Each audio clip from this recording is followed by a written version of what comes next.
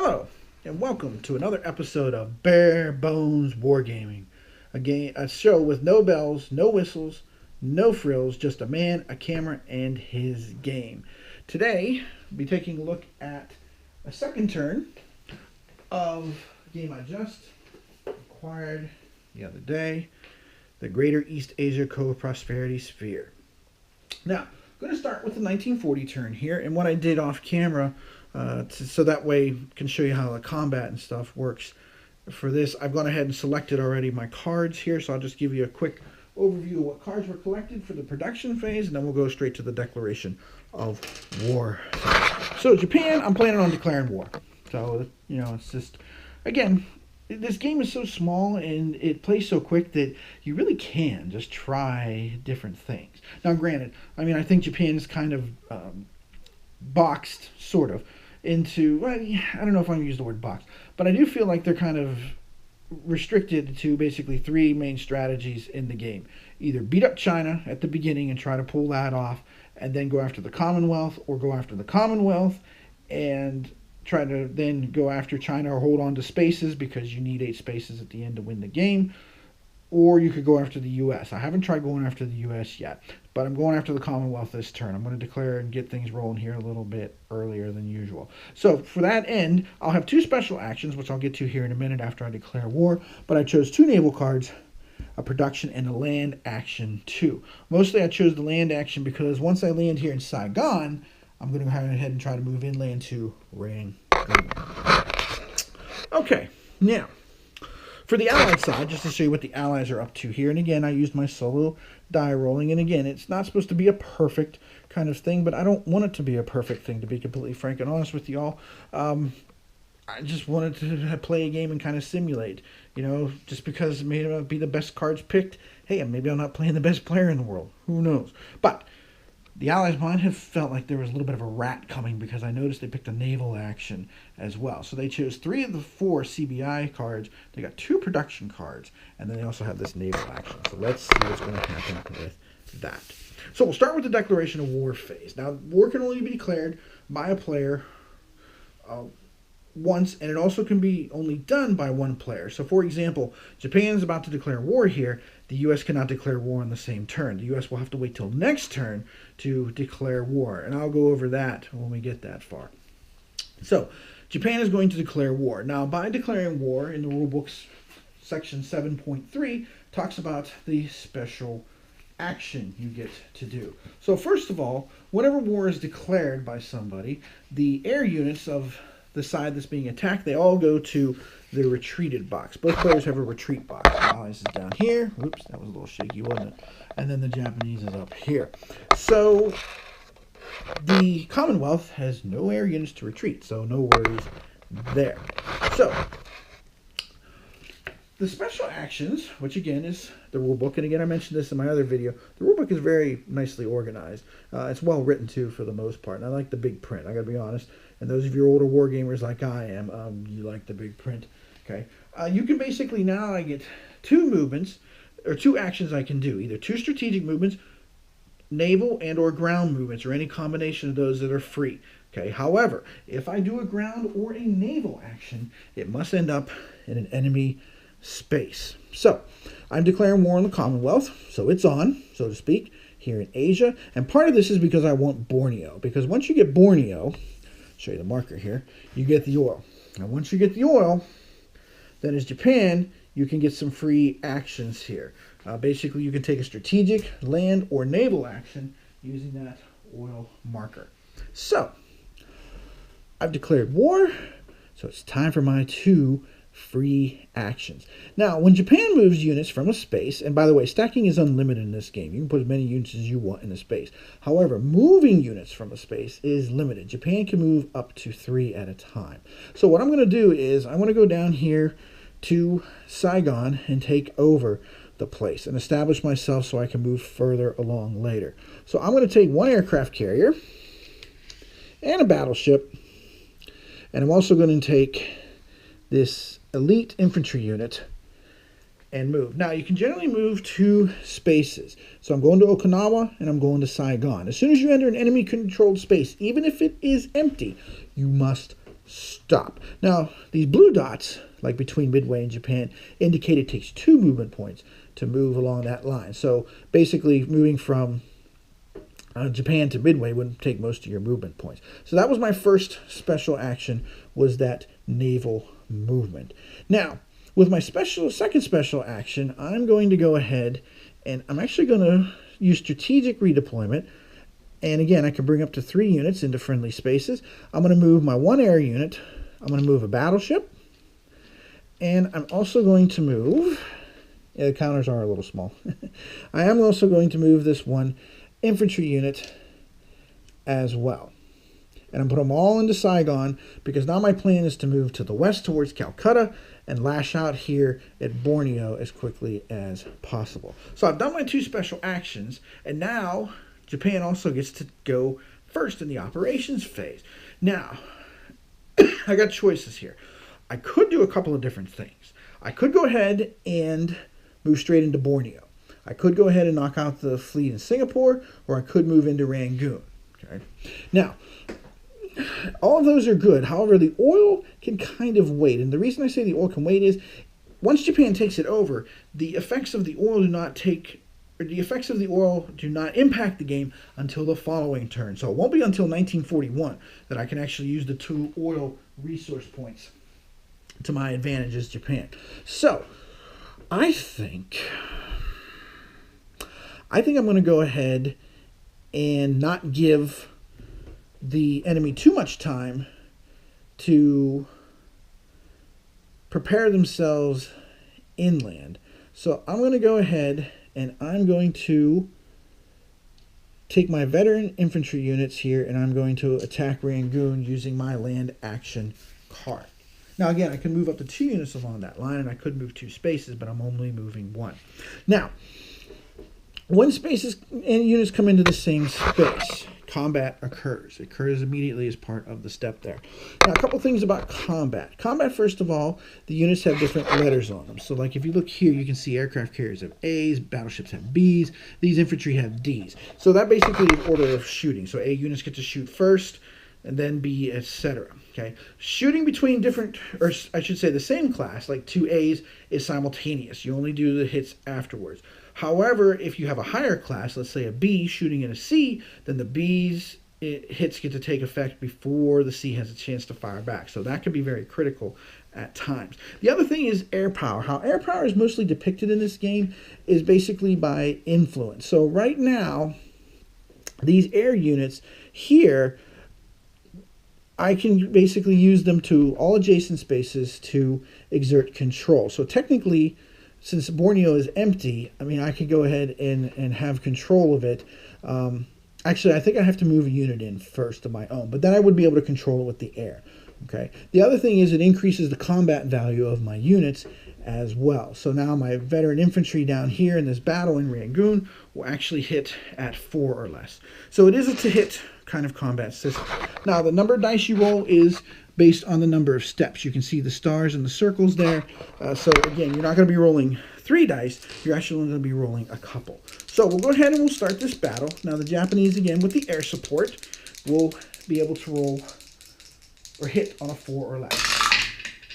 And I rolled a 5 and a 3, so I do have the hit I need. But now the question becomes, can the Commonwealth cause trouble? They will hit on a 2 or less. Will they deplete my guys? Yes, they will. That's a 1. So, I did take over Rangoon, but it was at a cost. My guys did get knocked down a spot. If you're wondering why I did not move this infantry out of here, it's basically because I didn't want the Chinese infantry to come down and kick all my people out and destroy my air unit. That would not end well. So, that's why I held them back. All right, now, the Allied side. And again, this is to simulate, again, the confusion, the lack of resources, all that stuff. So I'm still going to roll a die, and it's a 3. Well, they will do a CBI theater action here. So,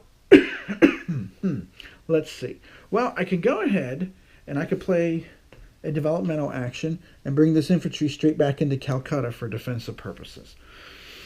All right, now, from the Japanese side, I think what I should do next is I really should focus on striking south and finishing off the British fleet and also going after Borneo here eventually too. So I'll do this naval action, which allows me to do a naval move, and I will go ahead and send down one of my carriers, or my carrier, I should say, my lone carrier, and a battleship into this space here. Now again, since my air unit is here in Saigon and it is one space away, I will again be able to augment the combat ability of my units.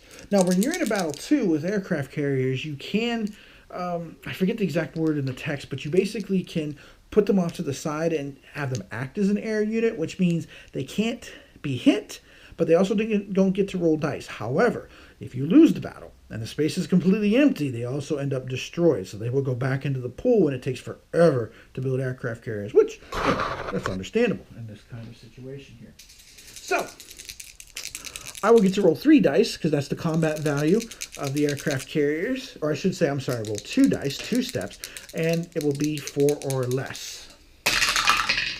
And I rolled a 6 and a 3, which is just enough to finish off this battleship. And again, they will be finished off because they are a Class B unit, so my hits will take precedence, so to speak. All right, so far so good. I'm rolling along here.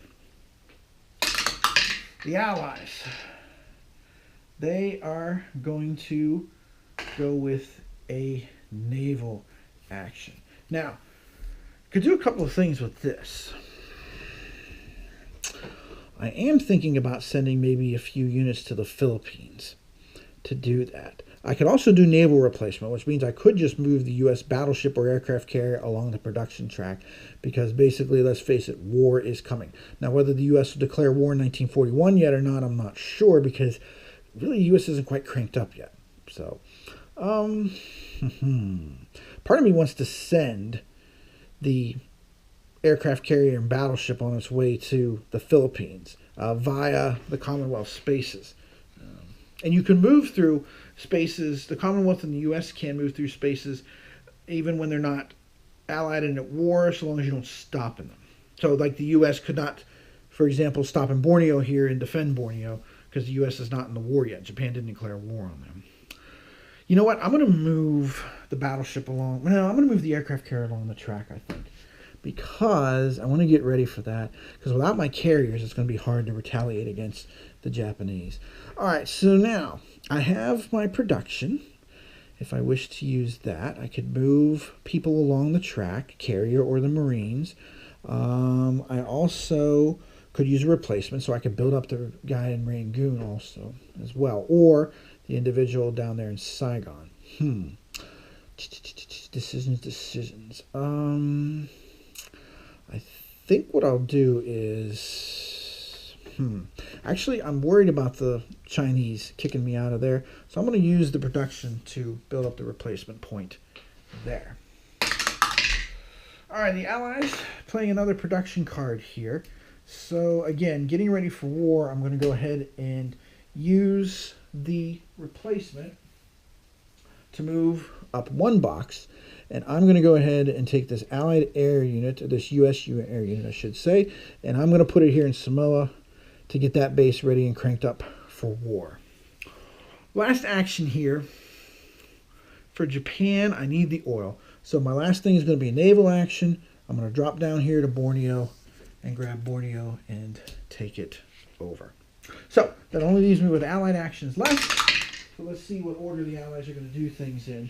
They're going to do another production phase first. Must be planning a major offensive over here in Southeast Asia with the CBI, or planning on cranking up for one, because they're going to got those 2 cards left. Well, let's see.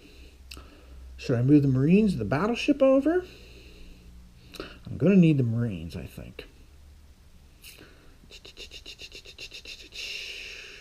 Let's see, I have 1 battleship, 2 battleships, and 2 carriers right now is what I have. But I have no Marines. So you know what? I am going to go ahead and use the production card to move the Marines along the track, and I will place them in Pearl Harbor. So now, the 2 CBI cards are what's left here. I'm going to use 1 to basically beef up the infantry, put a replacement there in Calcutta, because I want to hold on to Calcutta. It's a production center.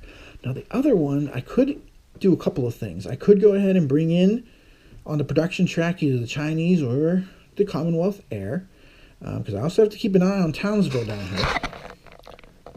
See, way at the bottom of the map there. I have to keep an eye on it, too, because that could be critical.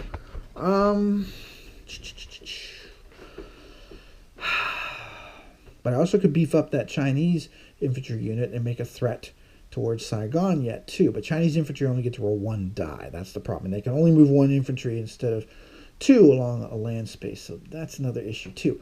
But, oh, you know what? Actually, I will do a land movement because I just realized something stupid. Ugh.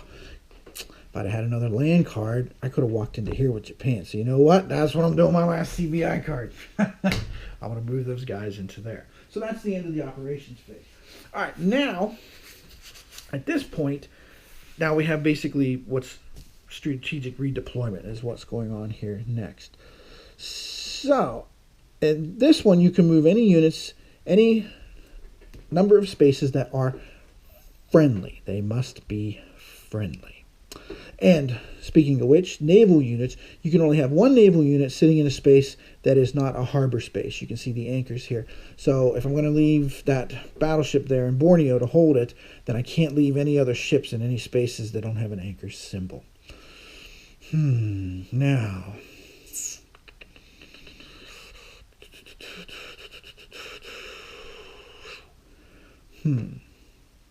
Now, of course, the problem here is, and this is one of the things I guess that kind of bugs me about the game, is you can't move through spaces that are enemy, even when war's not declared. So it's like, how do I get to Truk? I mean, I guess you have to grab the Marianas, but that doesn't make any sense to me because Japan had Truk as a major naval base right off the bat. They spent years developing that thing. So you would think they'd be able to go past the Marianas. But, okay. I mean, maybe I don't have enough history knowledge about the Pacific Theater, but that kind of does bug me, to be honest. So what I think I'm going to do, maybe I should have worked on building that aircraft, huh? That other aircraft would have been useful.